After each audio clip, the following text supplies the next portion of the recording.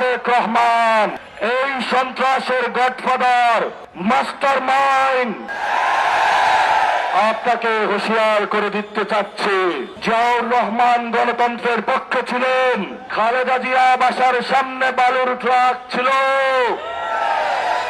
এক সেকেন্ডের জন্য দাঁড়াইতে পারেন নাই। জনগণ আপনাদেরকে মুক্ত করে দিয়েছে, অকৃতজ্ঞ হবেন না। যেই মানুষ মুক্ত করে দিয়েছে সেই মানুষের উপরে আপনি বুকে গুলি চালাচ্ছেন। এই তারেক রহমান এবং তার পিছনে যে 300 গডফাদার আছে, যারা 300 আসনে রয়েছে, এদেরকে না বলুন, তবেই আমাদের বাংলাদেশ মুক্তি পাবে। আজকে হাত তুলে শপথ করি, যারা গতকালকে আমাদের ভাইকে শহীদ করেছে, আমরা আমাদের ভাইয়ের শপথ করে বলছি, আমরা আগামী 12 তারিখে ব্যালটের মাধ্যমে প্রতিশোধ নেব ইনশাআল্লাহ। প্রতিটি লাশের হিসাব নেব, প্রতিটি শহীদের হিসাব নেব। আমরা শহীদ হতে প্রস্তুত আছি। আমরা এক আল্লাহ ছাড়া কাউকে ভয় পাই না। আমরা আজাদির পক্ষ, তোমরা গোলামীর পক্ষ। আজাদির মিছিল চলবে চলবে। আমরা আজকে আপনাদের সামনে উপস্থিত হয়েছি আমাদের শহীদি ভাইয়ের লাশ নিয়ে। বাংলাদেশকে শহীদের মিছিলে রূপান্তর করছে এই শহীদি মিছিলে যারা নাম লিখিয়েছেন 24-এর 2000 শহীদ,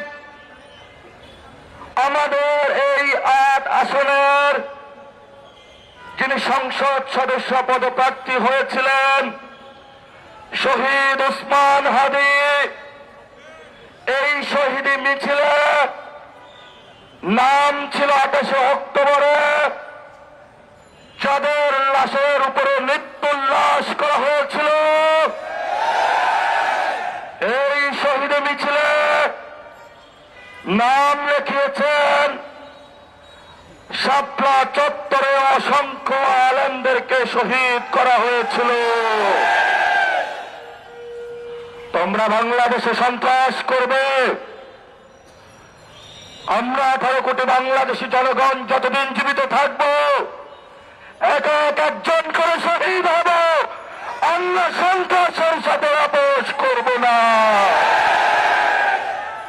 যারা নব্য নতুন করে দিল্লির সেবাদাস হিসাবে নিজেদেরকে আবিষ্কৃত করতে চায়, আমরা তাদেরকে হুঁশিয়ার করে বলতে চাই,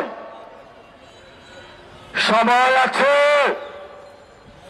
শেখ হাসিনা থেকে শিক্ষা নিন।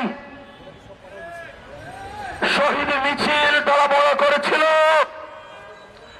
আজকে এই শহীদ ভূমিতে আমরা আছি। শেখ হাসিনা ভারতে পালিয়ে গেছে, আমরা ধৈর্য ধারণ করছি। আমাদের ধৈর্যের বাঁধ ভাঙবেন না আপনারা। যদি ধৈর্যের বাঁধ বাঁধতে হয় তাহলে গণতন্ত্রের মধ্যে আসুন। আগামী 12 তারিখের জন্য অপেক্ষা করুন। বাংলাদেশের মানুষ মুখিয়ে আছে। বাংলাদেশের মানুষ আগামী 12 তারিখে গণতন্ত্রের মধ্য দিয়ে যারা গত 1 বছরে বাংলাদেশে টেন্ডারবাজি চালিয়েছিল, দুর্নীতি চালিয়েছিল, সন্ত্রাসী কার্যক্রম চালিয়েছিল, তাদের বিপক্ষে 11 দলীয় জোটকে ঐক্যবদ্ধ বাংলাদেশকে বিপুল ভোটে জয় করে ইনশাআল্লাহ সরকার গঠনের ধার প্রান্তে নিয়ে যাবে। তোমাদেরকে আমরা সেদিন বিচারের মুখোমুখি করব। প্রিয় বাংলাদেশ, যারা সন্ত্রাস করে, যারা দুর্নীতি করে, যারা টেন্ডার করে, আপনারা তাদেরকে বয়কট করুন, গণভোটে হাকে জয়যুক্ত করুন। সাহস থাকলে আসুন, ব্যালটের মাধ্যমে আমরা আপনাদেরকে কত পাঠা হয়েছে বুকে দেখে নিব। 12 তারিখ বাংলাদেশের জয় হবে। সন্ত্রাসকে না বলুন, টেন্ডারবাজকে না বলুন, দুর্নীতিকে না বলুন, দখলদারিত্বকে না বলুন। তবে আজাদির বাংলাদেশ, বাংলাদেশের লড়াই জারি রাখুন, ঐক্যবদ্ধ থাকুন, আজাদির মিছিল চালু করুন, পলাশির প্রান্তরে চলুন।